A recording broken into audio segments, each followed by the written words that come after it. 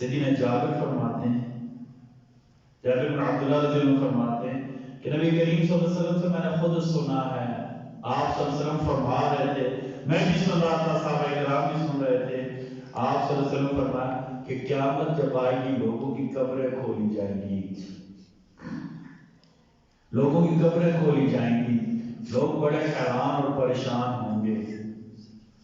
ظاہر قرآن میں لکھا یا ویلنا من بعثنا من مرقدنا ونفخ في الصور فإذا هم من الأجداث إلى ربهم ينسلون۔ سورہ یاسین کا چوتھا رکن جانا شروع ہوتا ہے، اس کی پہلی آیت ونفخ في الصور فإذا هم من الأجداث إلى ربهم ينسلون قالوا يا ويلنا من بعثنا من مرقدنا۔ ہائے ہائے کیا ہو گیا، کیا ہو گیا؟ کیوں لوگ پریشان حیرانی کی حالت میں کہیں گے، بھول جائیں گے سب کچھ، بھول جائیں گے سب کچھ، پتہ ہی نہیں چلے گا۔ یا ویلنا من بعثنا من مرقدنا، ہماری قبروں سے ہمیں کیوں نکالا جا رہا ہے؟ ہماری قبریں کیوں کھول دی گئی ہیں؟ ہمیں کیوں قبروں سے نکالا جا رہا ہے؟ آپ صلی اللہ علیہ وسلم کو یہ سارے لوگ قبروں کے کھولنے کے موقع پر پریشان ہوں گے۔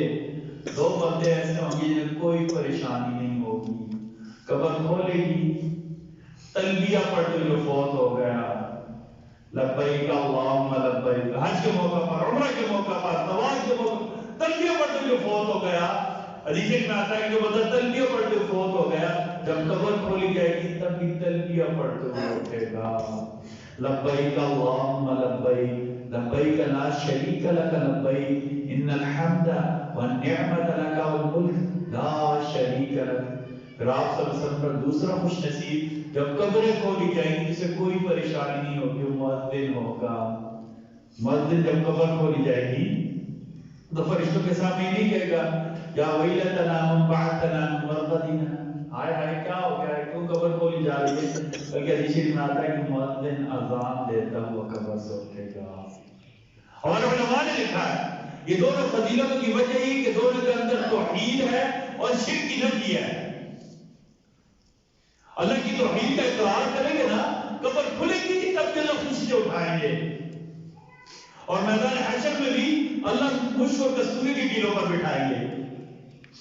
عبداللہ بن جابر فرماتے ہیں کہ آپ صلی اللہ علیہ وسلم نے فرمایا کہ جب قبریں کھولی جائیں گی نا تو قیامت کے دن مؤذن اور تلبیہ پڑھنے والا اپنی قبروں سے انہی حالت میں اٹھیں گے، مؤذن اذان دیتے اٹھے گا اور تلبیہ پڑھنے والا تلبیہ پڑھتے ہوئے اٹھے گا۔